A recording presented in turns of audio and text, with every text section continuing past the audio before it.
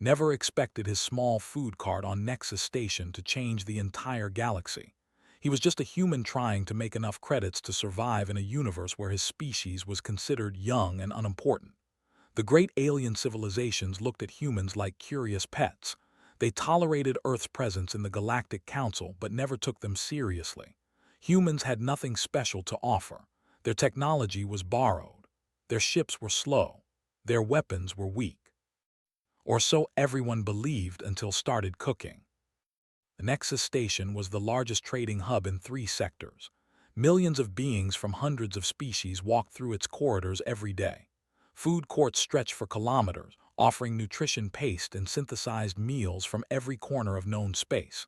They ate their gray protein blocks. They consumed their liquid nutrients through specialized tubes. The mighty chewed on raw mineral compounds that their powerful digestive systems could process. Nobody actually enjoyed eating. Food was fuel, nothing more. Had grown up in his grandmother's kitchen in Shanghai. She had taught him that food was love made visible. Every spice told a story. Every dish carried the weight of generations. When he arrived at Nexus Station 5 years ago, he was shocked to discover that no other species in the galaxy understood this simple truth. They had conquered faster than light travel. They had built megastructures around dying stars, but they had never learned to make food that touched the soul. His food cart was tiny, just a small cooking station with basic equipment he had modified himself. The station authorities had given him a permit only because they thought it was amusing. A human wanting to sell cooked food. What a strange little creature. They placed him in the far corner of the food court where nobody would notice him. That was their first mistake. The smell reached Ambassador before anything else. The elderly was walking past the food court on his way to important trade negotiations. His species had 4 nostrils, and all of them suddenly detected something extraordinary. It was warm. It was complex. It carried notes he had never experienced in 300 years of life. His feet changed direction without his permission. Looked up to see a 7-foot-tall alien standing before his cart. The ambassador's compound eyes were fixed on the sizzling pan, where was preparing Kung chicken for his own lunch. "What is this sensation I am experiencing?" the ambassador asked. His translator struggled with the concept. "My olfactory receptors are pleased. Is that the correct term?" Smiled. He had seen this reaction before from the few aliens brave enough to approach his cart. "That's the smell of garlic and ginger hitting hot oil, sir. Would you like to try some?" The ambassador should have refused. Digestion was completely different from human biology. There was no guarantee the food would be safe. But something ancient and forgotten stirred inside. Some instinct from before his species had evolved past the need for pleasure. He nodded. Prepared a small portion. He adjusted the spice levels, knowing that sensory organs were more sensitive than human ones. He added extra vegetables since he knew their digestive systems handled plant matter better than meat. When he handed the bowl to the ambassador, he had no idea he was about to start an interstellar incident. Took one bite. Then he stood completely still for 37 seconds. His species did not cry, but his compound eyes began secreting a lubricating fluid at an accelerated rate. The flavor exploded across receptors that had never been properly stimulated in his entire life.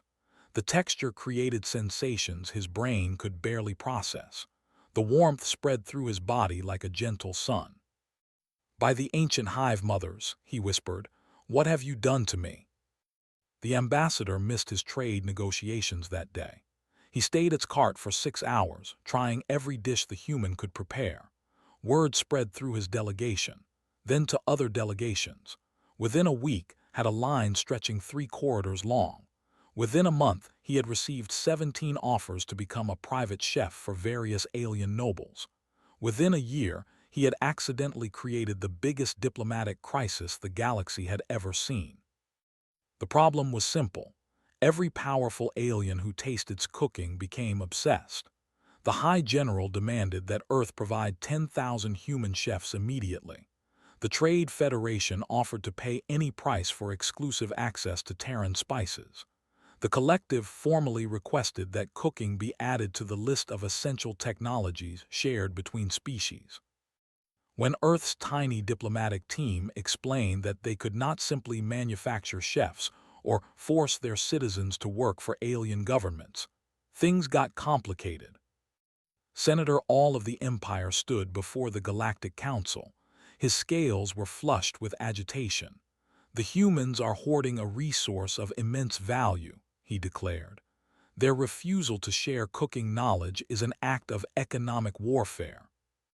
The human ambassador, a tired woman named Sarah Park, tried not to laugh.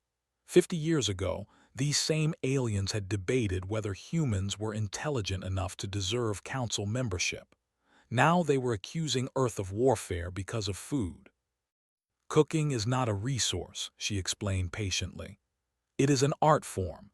It requires years of training, cultural knowledge, and something we call passion. We cannot simply export it like raw materials." "Then teach us," demanded the representative. "Send your masters to our worlds." Ambassador Park shook her head. "We have offered cultural exchange programs. Very few of your citizens have shown interest in learning. They want the results without the effort." This was the heart of the problem. Alien species could eat human food and experience pleasure beyond anything they had known, but they could not replicate it themselves. Their cultures had spent millions of years evolving past the concept of cooking as an art. Their brains were not wired to understand why the same ingredients prepared differently would taste completely different. They could follow recipes exactly and produce results that were technically correct, but somehow completely wrong. The magic was missing. Had tried to explain this to a cooking student. "You need to taste as you go," he said. "Adjust based on what your senses tell you." The student had stared at him blankly. "But the recipe specifies exact measurements. Why would I deviate from optimal parameters?" "Because optimal is not the same as delicious," replied. "Cooking is a conversation between you and the food. You have to listen." The student had failed the course. So had every other alien who attempted to learn human culinary arts. Their minds were too logical, too precise. They could not understand the beautiful chaos that made cooking work. Meanwhile, the demand for human food continued to explode. Black markets emerged selling smuggled Terran ingredients at astronomical prices.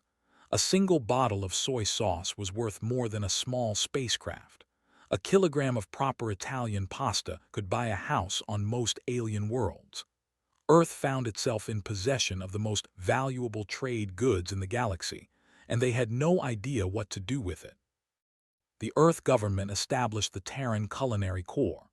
Volunteer chefs were sent to alien capitals as cultural ambassadors. They opened restaurants that had waiting lists stretching decades into the future.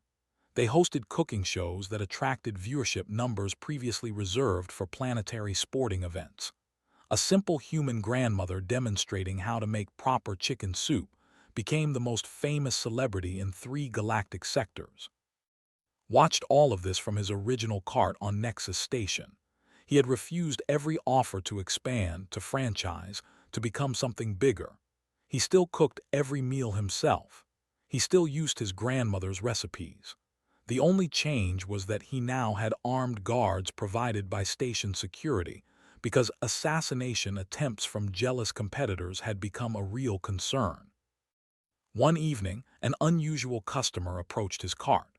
The being was small by galactic standards. Its gray skin and large dark eyes marked it as the oldest and most mysterious species in known space. They rarely interacted with younger races. Their technology was so advanced it seemed like magic.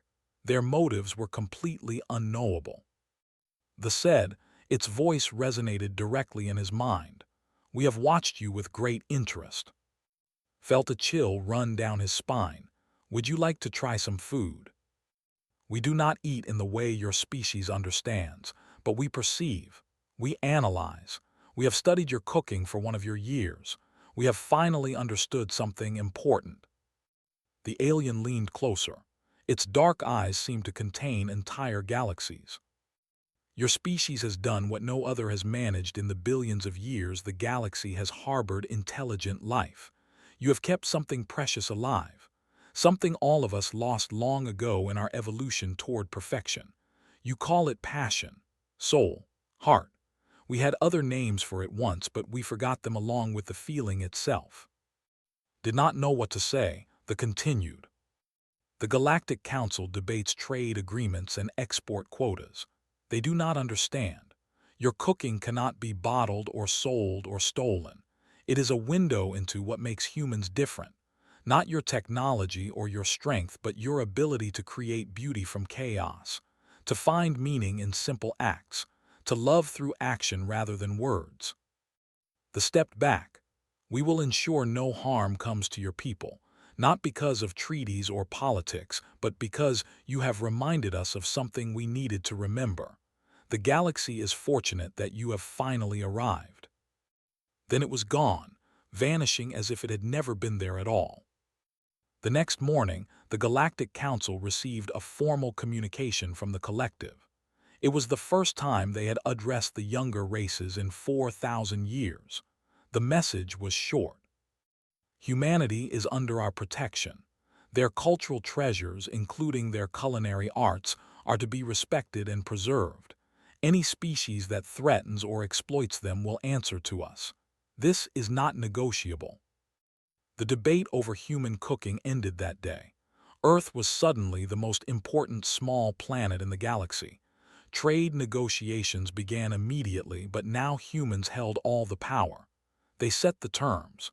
They controlled the access. They decided who would be blessed with their culinary gifts and who would be left wanting. Continued cooking at his cart for another 40 years. He never took a credit he did not earn himself. He never turned away a hungry customer regardless of species. He taught anyone who genuinely wanted to learn, even though most of them failed.